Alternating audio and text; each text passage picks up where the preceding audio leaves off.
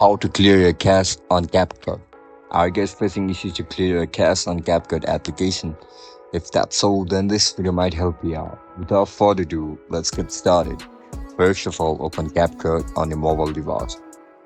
Once you open the CapCut, now look at the right bottom of your screen. You can see this option for Edit, Templates, Library, and Me. Click on your profile icon. After you click on it, you can see this option for setting icon at the top right corner of it. Click on it. You will be provided with multiple options over here. Select Clear Cache. After you tap on it, tap and confirm. And that's it, guys.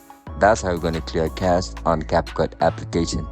If you guys have any issues regarding CapCut, make sure to comment down below. And if you guys found this video helpful, don't forget to leave a like, share, and comment. And don't forget to like,